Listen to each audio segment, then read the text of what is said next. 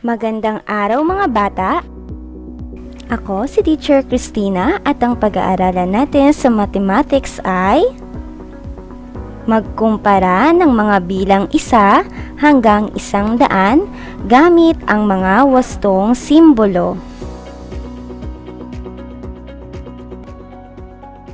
Ang paghahambing ng mga bilang mula 1 hanggang 100 ay ginagamitan ng simbolo para makita na mas marami, mas kaunti at magkaparehong bilang.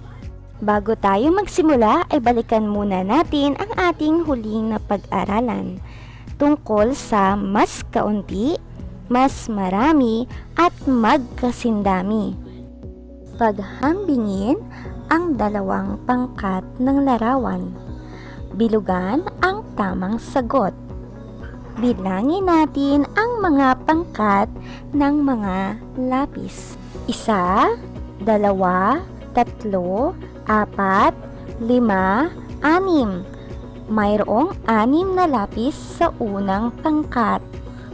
Bilangin naman natin ito. 1, 2, 3. May 3 lapis sa pangalawang pangkat. Ang 6 na lapis ay mas kaunti, mas marami, magkasindami ng 3 lapis. Tama, ang 6 na lapis ay mas marami kaysa sa 3 lapis. Magaling mga bata!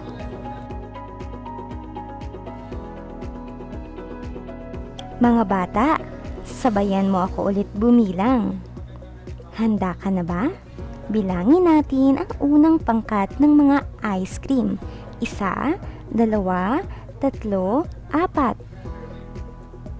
1, 2, 3, 4. Mayroong 4 na ice cream sa una at pangalawang pangkat. Ang 4 na ice cream ay mas kaunti, mas marami o magkasindami sa 4 na ice cream. Tama! Ang 4 na ice cream ay magkasindami sa 4 na ice cream. Ngayon naman ay bilangin natin ang mga lollipop. 1, 2, 3. Pangalawang pangkat ay mayroong 1 lollipop. Ang 3 lollipop ay mas kaunti, mas marami o magkasindami sa 1 lollipop. Tama! Ang 3 lollipop ay mas marami sa 1 lollipop. Magaling mga bata! Bilangin naman natin ngayon ang mga pangkat ng mga mansanas. Handa ka na ba? 1, 2. Sa pangalawang pangkat, 1, 2, 3, 4. Mayroong 2 mansanas sa unang pangkat at mayroong 4 na mansanas sa pangalawang pangkat. Ang 2 mansanas ay mas kaunti, mas marami o magkasindami kaysa sa 4 na mansanas. Ang 2 mansanas ay tama, mas kaunti kaysa 4 na mansanas. Mahusay mga bata! Ngayon naman, bilangin natin ang mga lobo. Sabayan mo akong muli mga bata. 1, 2. Sa pangalawang pangkat, 1, 2. Ang 2 lobo ay mas kaunti, mas marami o magkasindami kaysa 2 lobo. Ang 2 lobo ay magkasindami sa 2 lobo sa pangalawang pangkat. Magaling mga bata! Ngayon mga bata ay mayroon na tayong bagong pag-aaralan. Sa paghahambing ng mga bilang mula 1 hanggang 100 ay ginagamit ang mga simbolong ito kung mas marami. Iguhit mo sa iyong papel ang simbolong ito. Iyan ang simbolo ng mas marami. At ito naman ang simbolo ng mas kaunti. Ito naman ang simbolo pag magkapareho. Naiguhit mo na ba ang mga simbolong ito sa iyong papel? Ang tatlong simbolo na yan ang ating gagamitin sa paghahambing. Halimbawa, ang pangkat ng mga mangga ay ihahambing natin sa pangkat ng mga mansanas. Bilangin natin, 1, 2, 3, 4, 5,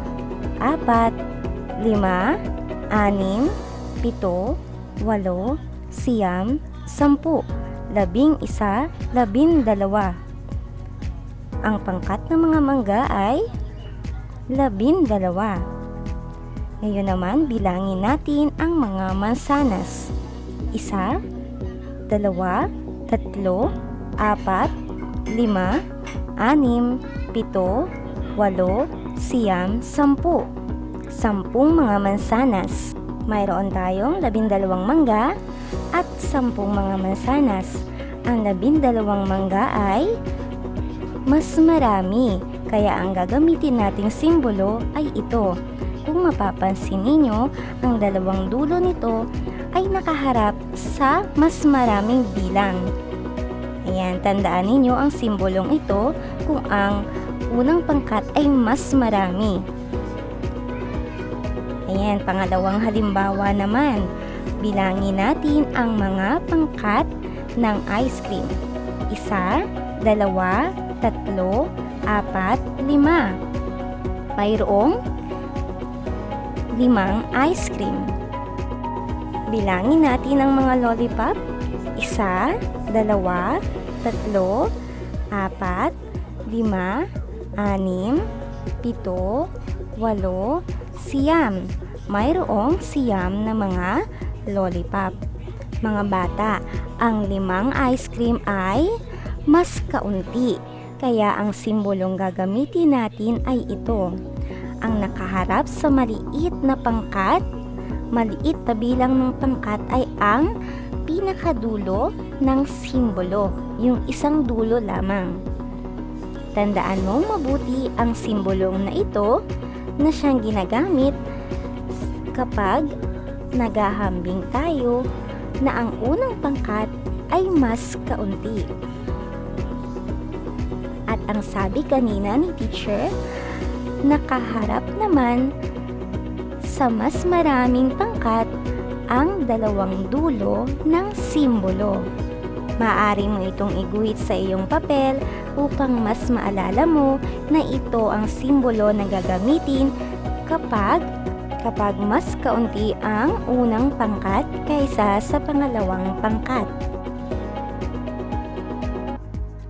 Ito ang isa pang halimbawa. Bilangin natin kung ilang mga bola ang mayroon sa unang pangkat. 1, 2, 3, 4, 5,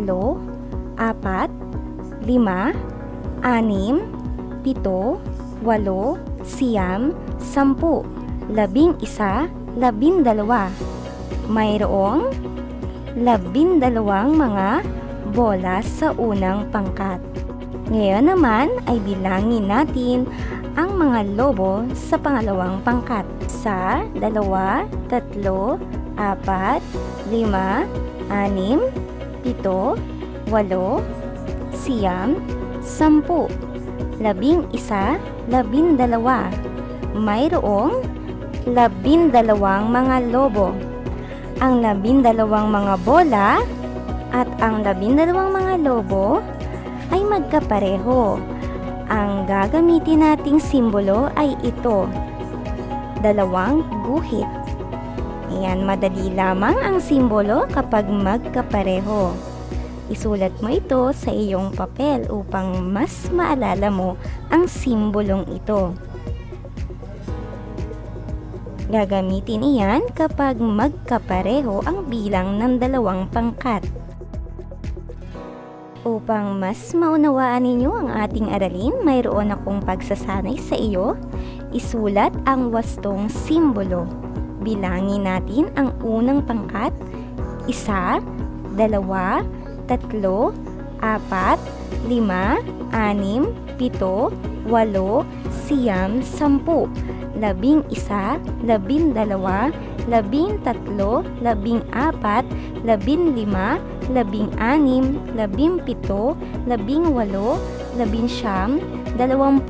19, 20, 21, 22, 23, 24, 25. Mayroong ilang dahon? Tama, mayroong 25 mga dahon. Mga bata, bilangin naman natin ang pangkat ng mga puso.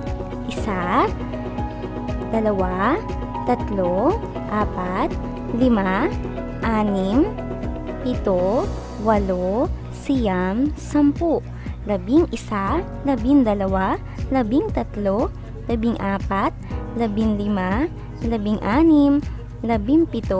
18, 19, 20.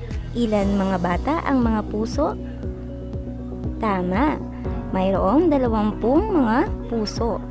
Ngayon ay paghambingin mo ang dalawang pangkat. Ang 25 mga dahon ay mas marami ba, mas kaunti, o magkapareho sa 20 mga puso? Ano ang iyong sagot? Tama, ang 25 mga dahon ay mas marami. At ano ang simbolo kapag mas marami? Tama, ang simbolong ating gagamitin ay ito. Ang dalawang dulo ay nakatapat o nakaharap sa mas maraming pangkat. Tama ba ang iyong sagot? Magaling!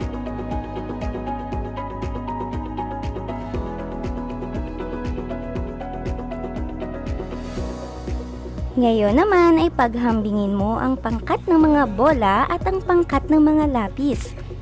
Isa, dalawa, tatlo, apat, lima, anim, pito, walo, siyam, sampu, 11, 12, 13, 14, 15, 16, 17,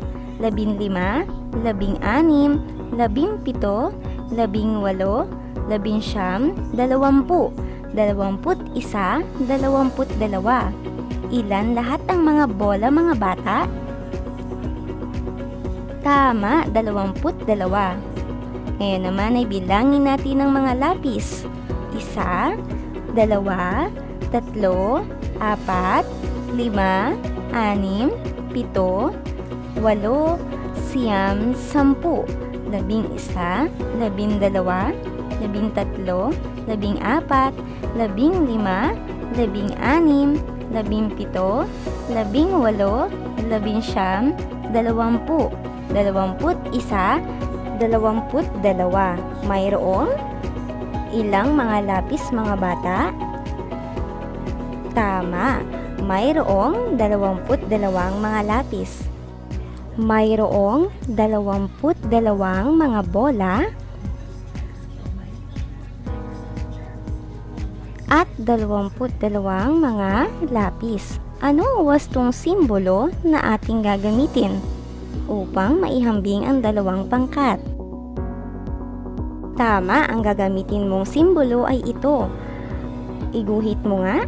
Ayan, gagamitin mo iyang simbolo na iyan kapag magkapareho ang bilang ng dalawang pangkat. Mahusay mga bata. Ngayon naman ay mayroon akong isa pang pagsasanay sa iyo.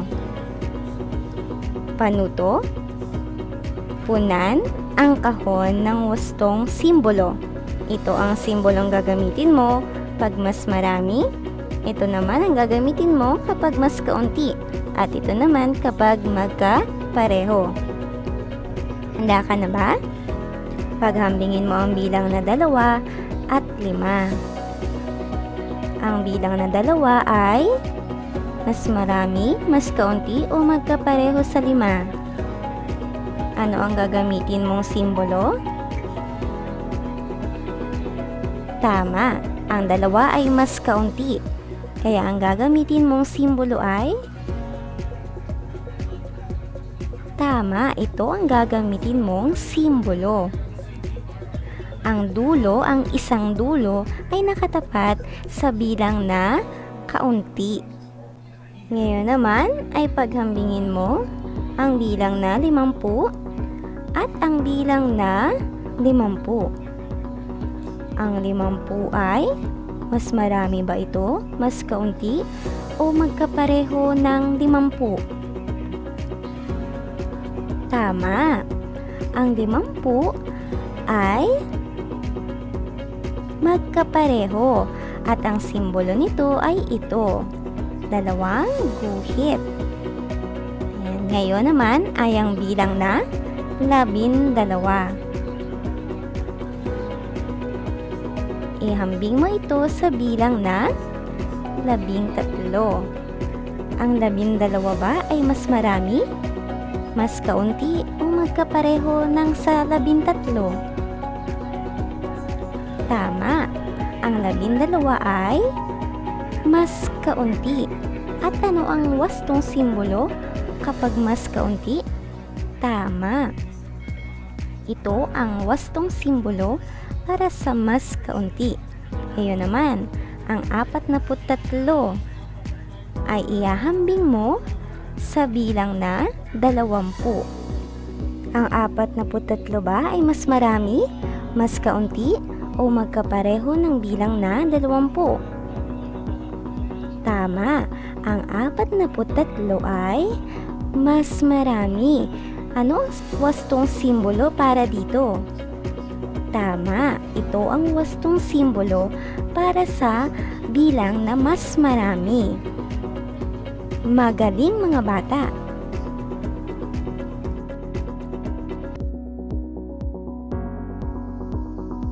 Tandaan, sa paghahambing ng mga bilang, nalalaman kung alin ang mas marami, mas kaunti, o magkapareho na bilang.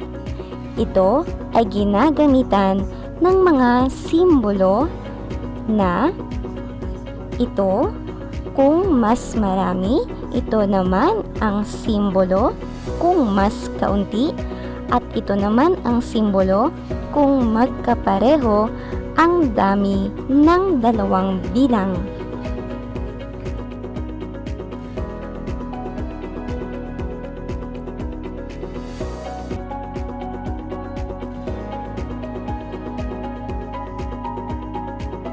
Maraming salamat sa pakikinig. Hanggang sa muli.